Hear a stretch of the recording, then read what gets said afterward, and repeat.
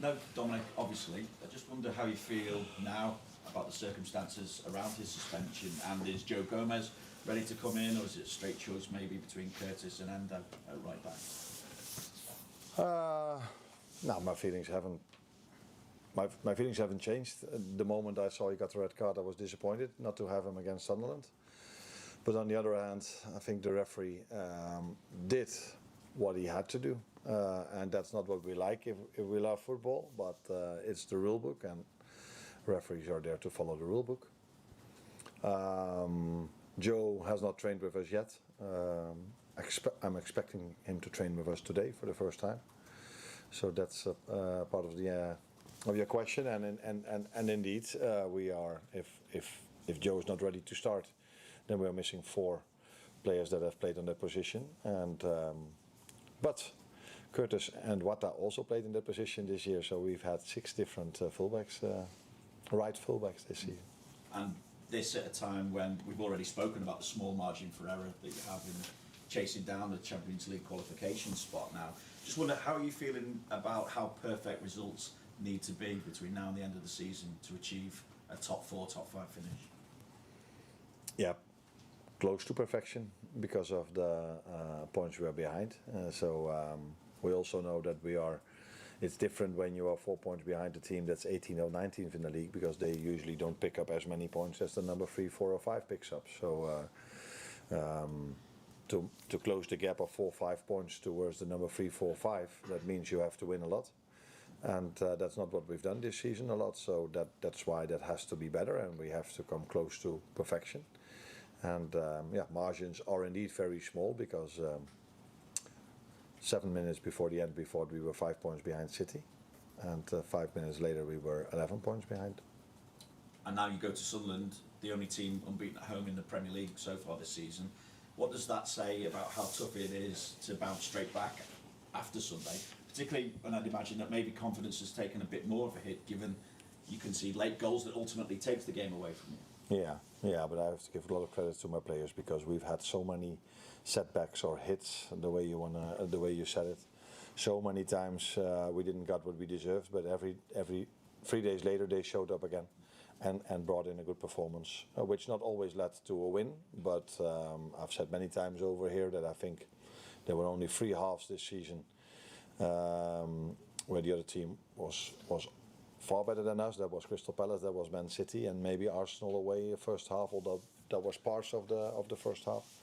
For the rest, it was close to equal, or we were the far better team. So that is credit to the players, because they've had many setbacks this season. But it's not only that they have a good record at home. I think they have a very good season, Sunderland. But the record at home, I was aware of that as well. And already played against City and Arsenal at home. So that tells you how good of a season they're having, and how strong and good they are at home. Given that they've only just come up from the Championship as well, is there an argument that they've probably had the best season out of anybody in the Premier League so far this season? I think there are more teams that are having a very good season. So Arsenal is definitely one of them. Villa is impressive. Brentford is very impressive, but Sunderland is also impressive, and maybe I forget a few as well. So, but it's definitely an accomplishment, or very good that if you are promoted and you come in the Premier League and you do so well, that is a big compliment to their players and to their manager. Their nickname is the Black Cats up at Sunderland, obviously synonymous with luck and everything. Have you had bad luck this season, when any luck has come your way rather than good luck? Is that something that maybe Liverpool have missed this season? Yeah, that is always the question. It feels like that's for sure. I said, even if we sign a player and he's not even playing for us, he gets injured. So yeah, sometimes it feels like that, but the moment you start to feel it's all bad luck, probably it comes to you as well. So we should keep it away as much as possible and just focus on the performance and focus what we can do to improve it. But the amount of times that we conceded late goals in extra time is far more than usual. Yeah, the question is that bad luck, or are we to blame? I think I've tried many different things. So I've made defensive substitutions and the ball went in, and I kept playing the same players and the ball went in. So we've tried a lot, and sometimes it feels. Now I can fairly say that we haven't been lucky. That is definitely true. Is it then unlucky, or is this part of who we are? Yeah, that is something we can only find out in the upcoming 3 to 4 months. Hi Arne, you said there you've had 6 different right backs at different points. What impact do you think that's had then on your form this season to have changed that so often? Yeah, but then you're only focused on the right fullback position. I think I've had to change in many positions as a result of, because if Dominic plays as right back, he can't play in the midfield, so you have to change the midfield, and that has gone throughout the whole team quite a lot.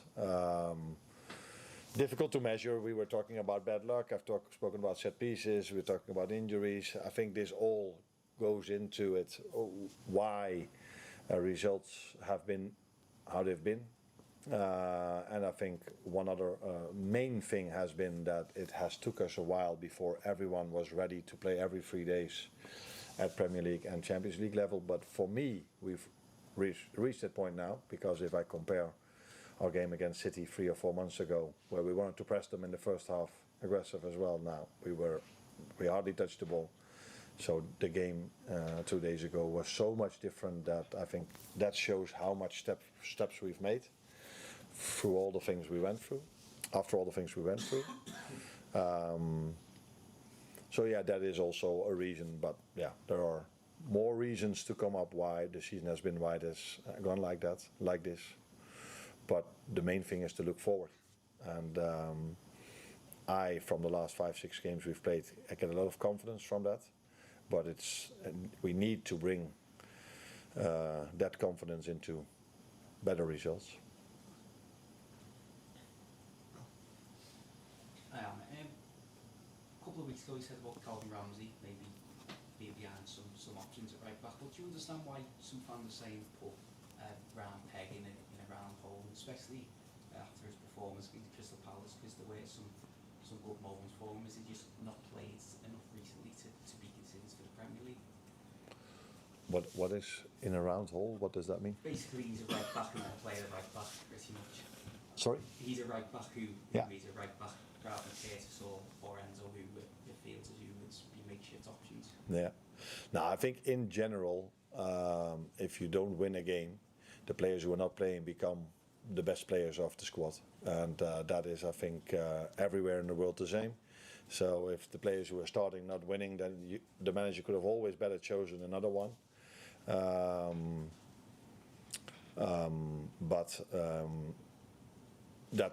I think this is an example of that as well. I just want to protect all my players, and I've chosen other players till now, and that's also what I'm going to do tomorrow. Hi Arne, I assume you spoke with Dom after the game.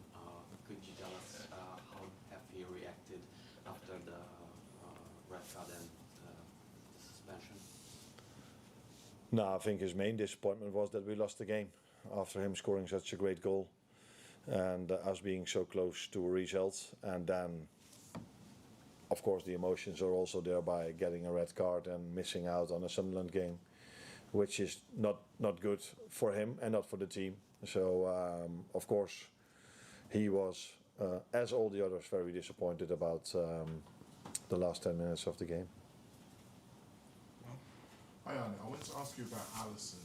Since he's been at the club, his passing has been a massive asset in both in defence and attack, but in recent seasons his accuracy has dropped off a little bit. I think this season it's at its lowest since he's been at the club. How big a concern is that for you, and is there anything you can do to maybe help him improve that? No, I think then you have to dive deeper into the stats, because maybe he has to play more long balls now, and if he has to play more long balls, that usually doesn't help your passing accuracy. So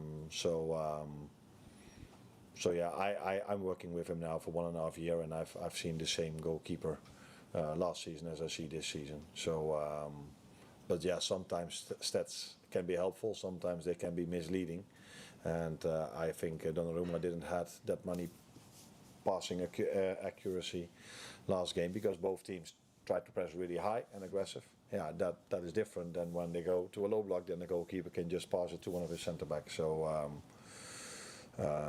By the way, the main thing for a goalkeeper is always shot stopping, and that's what he does really well. You mentioned obviously the players have had to deal with a lot of setbacks this season and luck and everything like that. How hard is it to sort of, when you are suffering those setbacks, keep morale high within the group and the mood in the dressing room? Yeah, that's not always easy, because I don't think anyone feels it from the last 14 or 15 games. I don't even know how much exactly. We've only lost 2, but we have far too many draws, and a draw feels as a loss at this club as well. So yeah, no, that's definitely not easy for them as well, because they know what the standards of Liverpool mean, and we are not performing to the standards of Liverpool at the moment. So they feel that disappointment, and mainly because we are so close every single game. Every game it feels as if we're going to win it, but it doesn't happen. And that is probably even more difficult than when you play a game that throughout the whole game you already feel like the other team is better, or we're just not good enough. But that's not what they feel. If they play a game, they feel performance-wise that they can compete with any other team in the league, in the world. But yeah, reality is that we don't perform to Liverpool standards. And given all the setbacks and hits and the bad luck, how challenging has the season been for you personally? Would you say it's one of the toughest, if not the toughest, you've ever had? Yeah, that's fair to say, by a mile. Because all the other seasons I've managed, that there was only positives. There was never. Don't think I've ever lost 2 games in a row. So it's an exception this season for me, as it is for the players. The players are not used to losing a lot or having a lot of draws. I'm not used to that as well, and. It's always more of a challenge after you lose a game of football to get them going again than after a win. Tell them that we were not as good as they might think they are. So yeah, this season has been more challenging for me as well. But you also take nice things out of it. How weird that may sound, because if we are able. I also look at how much improvement we are making. So the main thing as a manager you're always looking for is the results. But it's also important that players and the team improves, because if that doesn't happen, we're even having a bigger problem over here. But in my opinion, everyone is now able, except for maybe the players who were injured, but everyone is able to play every 3 days at an intensity level that is needed at this club, but here in the Premier League as well. And as a result of that, I think our performances are much better than they were in the start of the season. And I don't mean the first 6 games maybe, but the period when we started playing a double program, because in the first 6 games we only had once a double program with Everton. Now that was a difficult win. And since we went into that double program, we started to drop so many points. Could you tell me how have you dealt with that though? Knowing it's the toughest, you said it's by a mile the toughest. Like personally, have you done anything different? Yeah, you always do something different, because you cannot compare any season with another one. So, and it's different, as I said, to lead the team or after a loss, or after multiple losses, or after multiple draws, than it is after a win. But I don't think anyone in this building would tell you that I completely changed. No, I didn't. But it is different after a season that we're having now than all the other seasons I've managed, where we always did something special, and there is still a possibility that we can do something special this season as well. James, last one. Arne, just in terms of making this an acceptable season, do you have to ensure there is Champions League football here next season? Acceptable?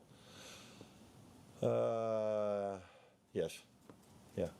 If we don't have Champions League football, it's definitely not been an acceptable season. Because you talk about obviously the model of sustainability, that relies so much, doesn't it, on that would have an impact on summer plans and everything else. This is what I said. When I arrived here, we could only sign Federico Chiesa, and that was after a Europa League season. So that does have an enormous impact in the way this club is run. So that is clear. Yeah, we are completely aware. I'm completely aware of that. Thank you, everyone. Thanks, Arne.